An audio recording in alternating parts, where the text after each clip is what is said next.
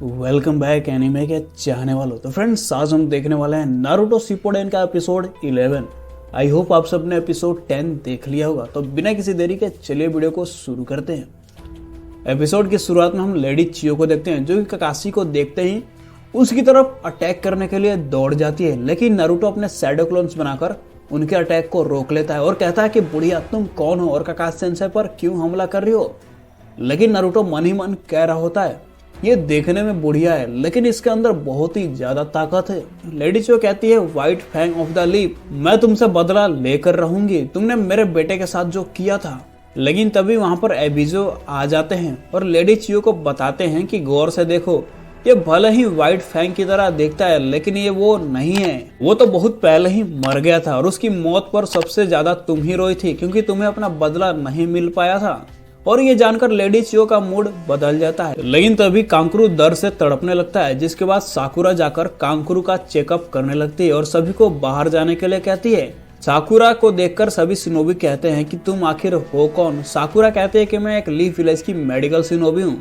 कांकुरु को देखने के बाद साकुरा बताती है कि इसके अंदर एक हैवी मेटल बेस्ड पॉइजन है, जो कि मसल टिश्यू पर अटैक करके सेल्स को डिस्ट्रॉय कर देगा। और ये सुनकर वहां के शिनोबी हैरान हो जाते हैं कि तूने बस एक बार में ही ये पता लगा लिया। साकुरा उनसे कांकुरु का चार्ट दिखाने को कहती है।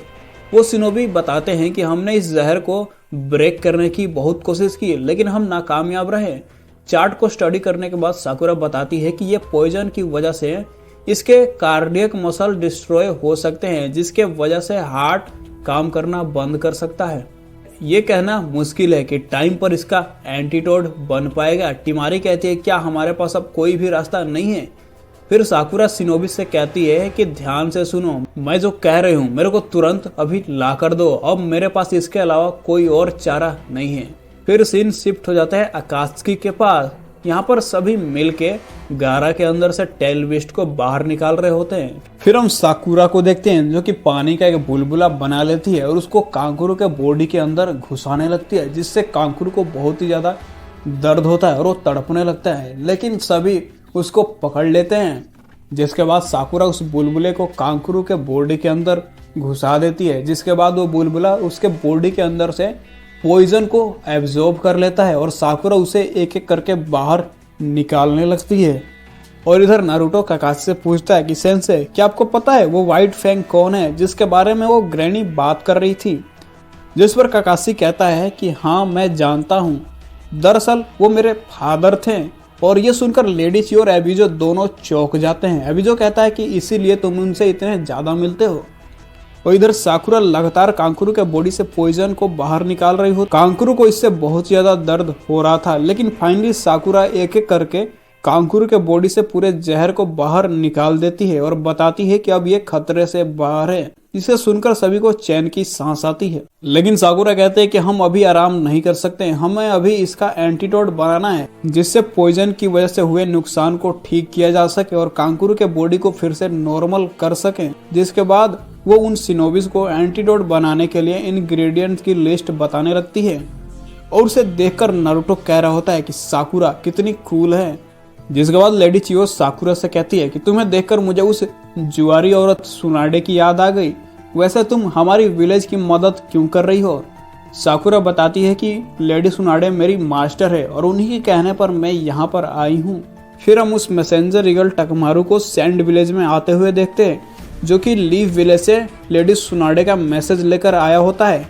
सैंड शिनोबी उस मैसेज को ले जाकर ककाशी को दे देते हैं। नारुतो पूछता है कि सेंसेई मैसेज में क्या लिखा है, जिस पर ककाशी कहता है कि लेडी सुनाडे ने टीम गाय को हमारी मदद करने के लिए भेजा है। और ये सुनकर नारुतो बहुत ज्यादा खुश हो जाता है और हम टीम गाय को जंगल के रास्ते से सैंड विलेज की तरफ आते हुए देखते हैं। नारुतो कहता है कि मुझसे इंतजार नहीं हो रहा है, मैंने सुना है कि नेजी तो एक जोनिन भी बन गया है, लेकिन हमें यहाँ पर रुककर इंतजार करने की बजाय उन आकात्सुकी के पीछे जाना चाहिए। और इतना कहकर नारुतो उनके पीछे जाने के लिए दौड़ने लगता है। लेकिन ककाशी नारुतो से कहता है कि नारुतो तुम्हें पता है वो आकात्सुकी कहाँ पर हैं। और ये सुनकर नारुतो वापस आ जाता है। ककाशी कैप्टन बाकी से पूछता है कि तुम लोगों के पास आकात्सुकी का कोई इन्फॉर्मेशन है। कैप्टन बाकी बताता है कि आकात्सुकी के पीछे कांकुरु गया था और उसकी ये हालत हुई है। और हमने एक परसूट स्क्वाड को भी भेजा था, लेकिन अभी तक उनकी कोई भी इंफॉर्मेशन नहीं मिली है। और यही नहीं, हमारे एक काउंसिल का कैप्टन यूरा भी गायब है। ककाशी कहता है कि मतलब तुम्हारे पास अकात्सुकी की कोई भी इंफॉर्मेशन नहीं है। और तभी कांकुरु होश में आ जाता है और वो टिमारी को देखकर कहता है कि टिमारी तुम यहाँ पर कब आई।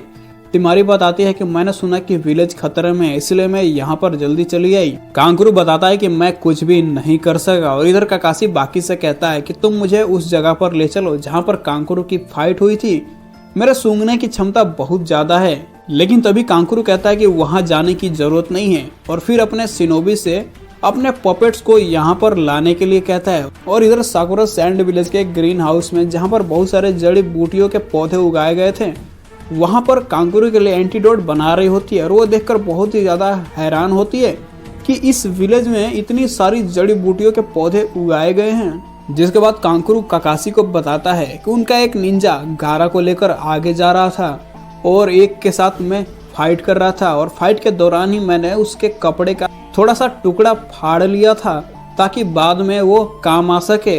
और फिर वो अपने पॉपेट के हाथ में रखे सासुरी के उस कपड़े के टुकड़े को निकालता है। ककाशी कहता है कि तुम घायल थे फिर भी तुमने ये किया, मैं एक सैंड निंजा से यही एक्सपेक्ट करता हूँ। जिसके बाद कांकुरु की नजर नारुतो पर पड़ती है और वो नारुतो को देखकर बहुत ही ज्यादा खुश होता है। फिर ककाशी अपने 8 निंजा हंट्स को वहां पर बुला लेता है ताकि उस कपड़े के टुकड़े की मदद से वो अकात्सुकी का पता लगा सके। नारुतो पाकुन को देखकर बहुत ज्यादा खुश होता है और कहता है पाकुन तुम बिल्कुल भी नहीं बदले हो। जिस पर पाकुन भी नारुतो को देखकर कहता है कि नारुतो ये तुम ही हो और तुम भी बिल्कुल नहीं बदले हो। जिस पर नारुतो कहता है क्या तुम्हें ऐसा लगता है, मैं तो पहले से बहुत ज्यादा बड़ा भी हो गया हूँ। फिर ककाशी कहता है कि रीयूनियन बाद में कर लेना, पहले तुम इस पर ध्यान दो। फिर वो उस कपड़े के टुकड़े को सभी निंजा हंट्स को सूंघाता है और उसका पता लगाने के लिए उन्हें भेज देता है। जिसके बाद लेडी चो कांकुरु के पास आती है और कहती है कि मुझे तुमसे एक बात जाननी है। और उससे पूछती है कि क्या तुम श्योर हो तुम जिससे लड़े थे वो सच में सासुरी ही था। कांकुरु बताता है कि हाँ, वो सासुरी ऑफ द रेड सैंड ही था और ये उसने मेरे को खुद बताया था। ये सुनकर लेडी चियो बहुत ज्यादा उदास हो जाती है। ककाशी उनसे कहता है कि आप सासुरी ऑफ द रेड सैंड के बारे में जानती हो तो मेरे को बताओ उसके बारे में।